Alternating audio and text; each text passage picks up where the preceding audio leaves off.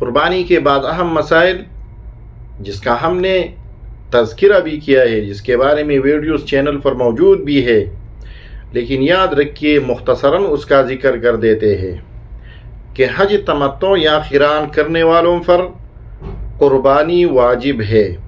یہ قربانی آپ نے مکہ مکرمہ نے حرم کے حدود میں منا اور مکہ کے مخصوص علاقوں میں یہ قربانی کرنی ہوگی۔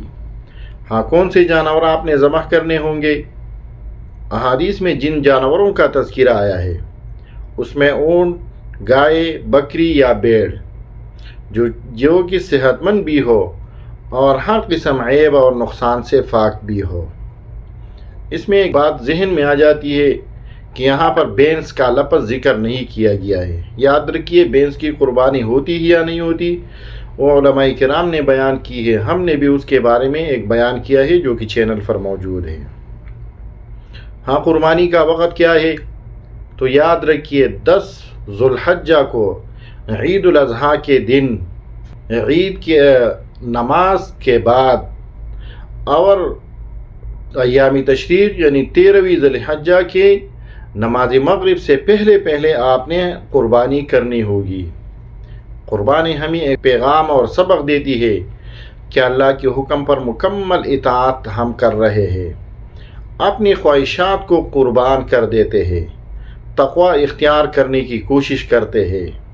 اور یہ بھی یاد رکھیے کہ قربانی کرنے سے مقصد صرف گوشت حاصل کرنا نہیں ہے، یہ ہم دکھاوے کے لیے نہیں کرتے، یہ اللہ جل شانہ کی رضا کے لیے سنت ابراہیمی کو زندہ رکھنے کے لیے کرتے ہیں۔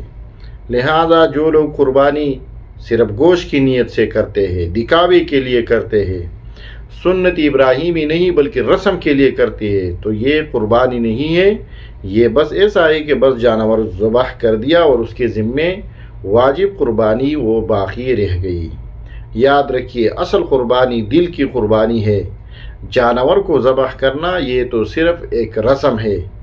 آپ اپنے دل اور اخلاص کے ساتھ جس جانور کو ذبح کرتے ہو یہی اصل قربانی ہے، اور اسی سے آپ کے اخلاص اور دکھاوے کا پتہ چلتا ہے کیا آپ قربانی اخلاص کے لیے کرتے ہو یا دکھاوے کے لیے کرتے ہو۔ اللہ جل شانہ ہمیں اخلاص کے ساتھ حج اور قربانی ادا کرنے کی